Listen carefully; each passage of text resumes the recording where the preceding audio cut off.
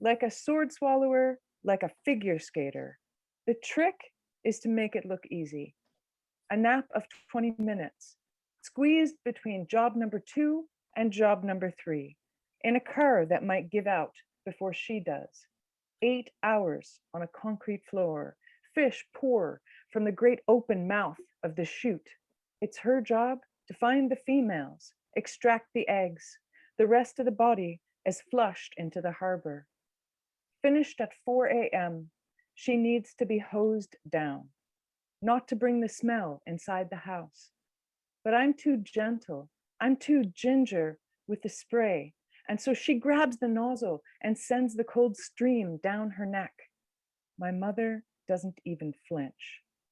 Hands dripping, in the attitude of a sleepwalker, she lets herself be led, like a beautiful chestnut mare, to the stable. Her hair is that color too. Fish scales catch in her hair. They catch the light as a million tiny baby fingernails run down her. It's 4 in the morning on a school night, and we giggle about what the neighbors can or can't see. We dare them, sleeping, to call the cops. We are effortless.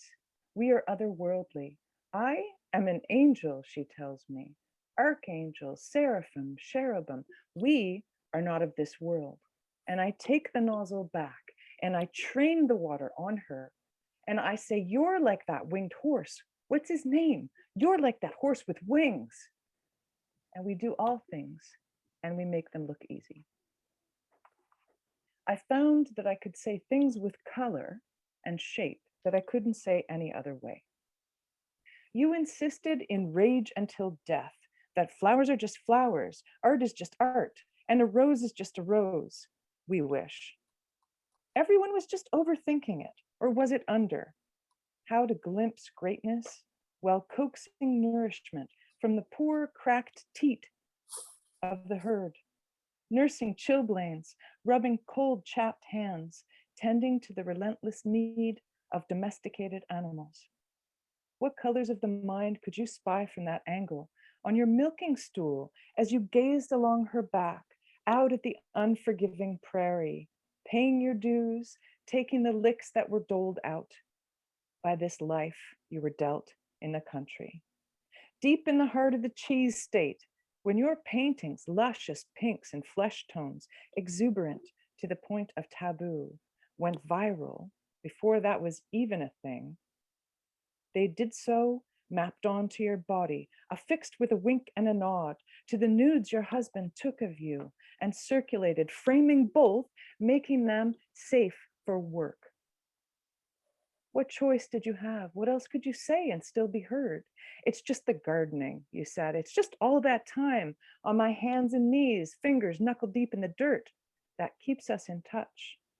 The stamen, the stigma, the style, and the pollen. Generations of art critics rigidly insist she was only painting flowers, extreme close-ups of flowers, and flowers are clean and sexless. But wait, flowers are pure sex, right? And sex isn't filthy, it's clean, says Batty. It's the root of all joy, until commodified fuckery, till the abuse of power makes it other. So, okay, O'Keefe, I see why you needed your rose to just be a rose, and I suppose cigars can still be smoked, though go figure, ce n'est pas un pipe. But yell it from the rooftops, Batty, until our throats are hoarse. All flowers are pretty, much cunts. Originating in power, covered in pollen and swollen and showy with the promise of tomorrow. So go on and deny the connection for 6 decades more if you must. But serious contemplation of these flowers makes the blood whoosh to where you need it, and you know it. So thank you, O'Keefe, for outlining, for etching in scorched fire, abstraction so close, it makes a body quiver, shiver, and plunge into color. Thank you for reminding us that birds do it, bees do it, honey, and to honor the color, the splendor of the pollen and the powder. Oh, O'Keefe, how your milkmaid self in the grim grayscale of a farm morning.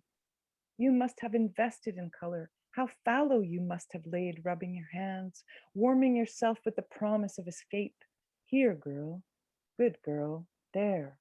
Hay in, milk out, mend and soothe and get up and sleep and sew and feed and lay and hay, against starvation and cold and hope for color in the spring. A permission, a rusty gate opens. You fall into her petals. Yet you go to your grave insisting flowers are just flowers. Is that coy or a survival strategy? There's always a freshly cut board, a blade singing out, tinny and bright, the imprint it leaves on country silence. We are doing things over here. We do not give up. A power tool on the floor with its tiny sentinel blinking red, saying rest a while, recharge. There are blueprints sketched on napkins, cardboard, on the backs of my poems as sawdust dances in the sunlight, streaming through the leaves, suffused with green on the way. I have an idea, someone says. What do you think? Board games paused mid-play. Basketballs rolling under feet. A stuffed rabbit owl dog dropped in the corner in an awkward yet expressive position seems to say, you people are a lot. Boat motors, engine parts, projects nearly done or torn apart, jackknives, screwdrivers, and books, books, books, piled and stacked, left under pillows, left on top of chairs by sleepy children, dog-eared. Yes, we're that kind of family. We dog-ear what we love most. Something's in the oven. Is anybody checking it? Sand is tracked through from the front to the back. Dirt drifts in dunes where the wise old dog that I will forever see as a puppy sits and blinks and shakes. Never outside, always in. Soil prints on everyone's thighs. Why fuss? Sweep it up tomorrow. Where else do you wipe them when there's nothing else by? My neighbor hammers a nail, and the steel song makes me happy. But then he goes up a ladder, and I hold my breath and I watch him as keen-eyed as a duck-tolling retriever until his feet are safely back down on the earth. I'll trade you a nub of Grandpa's rhubarb for a few pints of blackberries come spring. The little house tilts sideways, ready to give up the ghost, the roof past the due date, but slowly and surely, we're replacing every rotten board. We say to her, stay up, shelter us one more winter, please. So many doors and windows in this place, open on every side. It didn't come with a key. We thought, why bother? You can get into this place from every side.